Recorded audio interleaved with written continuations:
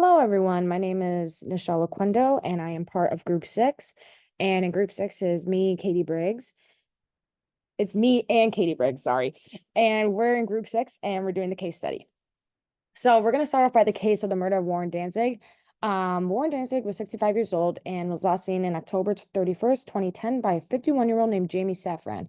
So Jamie Safran was a friend of Danzig, and when he was questioned, he said that um Danzig lived in the Dominican Republic, and Warren uses Safran's address as a mailing address. So they both have the same addresses. Warren Danzig first remains were found stashed in containers across South Florida on November 6, 2010. In Fort Lauderdale, later on, police responded to a call on November 6, 2010. Inside the containers contained human legs and arms masked by concrete and plants. Then, on November 14, 2010, employees of a hardware store in another location found a severed hand in a container. Then, in another location nearby, a torso was found in a container by fishermen in a canal on November 26, 2010.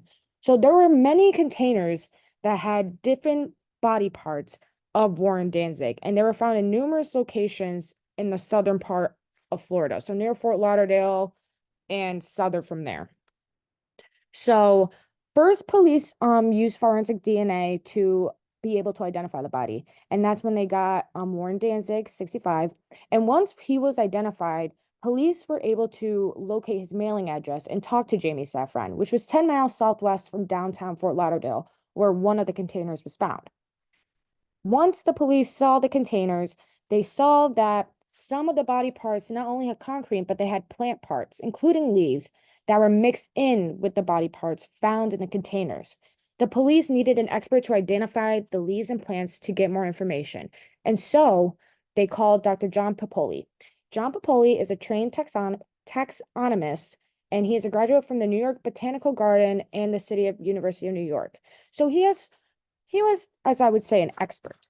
Um, he was there to help identify and classify the plants that were found on the scene. So Dr. Popoli was able to identify two plants. First, initially, he saw that there was umbrella tree in the containers with the bodies. The umbrella tree is also known as Schefflera acintophylla. I don't know if I'm saying that correctly, so please mind me here. And Chinese privet, which is also called Linguistum sinensis. Like I said, I don't know if I'm saying it correctly. Dr. Popoli used these two plants from the scene and compared them to his collections in Herbaceum, which is physical reference for plant identifications and plant distribution. In his collections of the Fairchild Tropical Botanical Garden to confirm the identifications. It was noted from Dr. Topoli that it was common for umbrella trees to be in the area where the body was found, but rare to see the Chinese privet.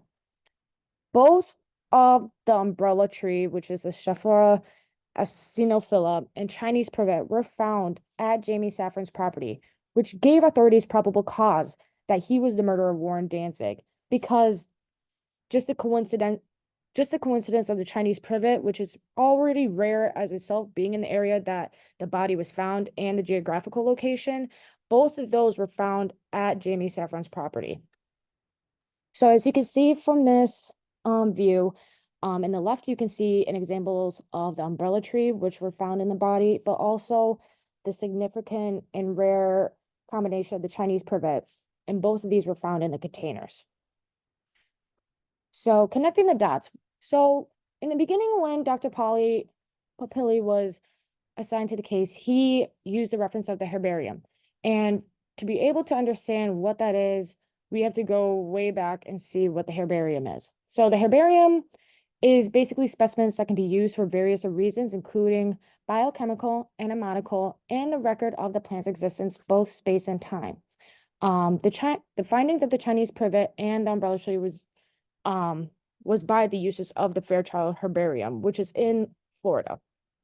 Specimens are properly stored and curated to prevent environmental and insect damage. So there are plants in this, as you can say, in this Fairchild Herbarium that lasted hundreds and hundreds of years being preserved because they are carefully stacked by one another on top of pieces of paper, but also preserved environmentally with making sure that there are no environment changes as in humidity, any rain, any insects, anything that can help destroy it. They try their best to preserve it and have those not happen. And so they are able to contain in there 165,000 specimens.